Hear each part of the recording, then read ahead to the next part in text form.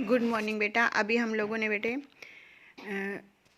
Geographical feature देखे थे, rice serials के, राइस, व्हीट, मेज़ और मिलेट के। उसके बाद अब हम देख रहे हैं जोग्राफिकल फ़ीचर्स हमारे जो हैं वो फाइबर क्रॉप्स के। फाइबर क्रॉप्स कौन सी होते हैं बेटे? रेशेदार धागा वाला, जिसको हम बोल देते हैं धागे से। Fibres can be divided into two categories on the basis of reason, natural fibre and artificial fibre. उसके बाद है natural fibre are cotton, jute, rainfall, silk and wool. कौन कौन से हो जाते हैं बेटे? नेचर, जो हमें नेचर से मिलता है। And artificial fibre are rayon, nylon and terrycot. इसमें जो होता है दो थ्रेड मिक्स करके जो है वो इसको बनाया जाता है। सबसे पहले हम देखते हैं कॉटन। कॉटन के लिए कौन कौन से जो है वो सॉइल की, कॉटन के लिए क्या जोग्राफिकल फीचर है? सबसे पहले सोल टाइप। कॉटन के लिए alluvial and black soil are ideal for its cultivation. Temperature, it is a crop of tropical and सब tropical regions and it required 30 to 40 degree Celsius temperature. इतने temperature की जो होती है इसको ज़रूरत पड़ती है। रेनफॉल जो है वो कॉटन के लिए, it grows well in regions of 60 to 100 centimetre of annual rainfall during the harvesting period. Weather should be dry, forest free and sunny. कहते हैं इसके लिए 60 to 100 सेंटीमीटर एनुअल रेनफॉल की जरूरत पड़ती है। हार्वेस्टिंग के टाइम वेदर जो होता है वो ड्राई चाहिए, फ्रोस्ट फ्री और सनी चाहिए, ताकि कॉटन की जो बर्ड्स हैं उनको वो जो है वो अच्छी तरह से शाइन कर सकें, ग्रो कर सकें। एरिया इन द वर्ल्ड है China, India, USA, Pakistan, Brazil, Uzbekistan and Turkey and Australia are the main countries. Area in India है Gujarat, Maharashtra, Andhra Pradesh, Punjab and Haryana are the main cotton producing states. Cheap and efficient labor is required for plucking cotton balls. It is mainly grown in irrigations.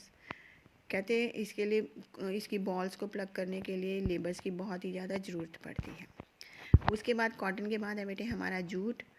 ये भी जो है वो हमारे fibre crops में आता है। सॉइल इसके लिए alluvial soil founded in river delta is good for the crop. It grows well in flood plains. Temperature, jute crops required more than the 25 degrees Celsius temperature. Rainfall, annual rainfall should be more than the 150 centimeters. ये map भी बेटे आपके syllabus में नहीं है। उसके बाद next है बेटे हमारा एरिया इन द वर्ल्ड। कहाँ पर होती है jute? India, Bangladesh, China, Ivory Coast, और उसके बाद Thailand and Myanmar and Brazil and Brazils में, ये मेन कंट्रीज़ हैं इसके ग्रोन के लिए। उसके बाद इंडिया में है। India is one of the leading producer country माना जाता है इंडिया इसका जूट का। In India jute is cultivated in Ganga Brahmaputra delta in West Bengal and also in Assam, Bihar, Meghalaya and Orissa are the jute producing states. उसके बाद लास्ट में है हमारी वीवरेज क्रॉप्स. वीवरेज क्रॉप्स कौन सी होती हैं? जो हम पीते हैं, जैसे चाय, कॉफ़ी, कहवा।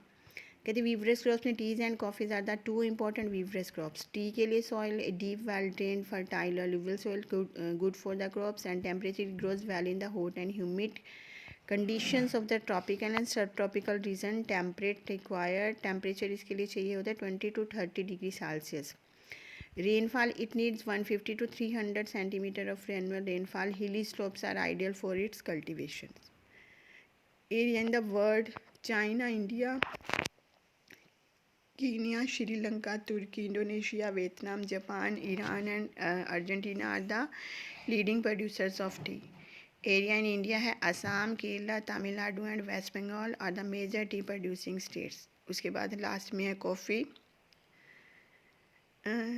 कॉफ़ी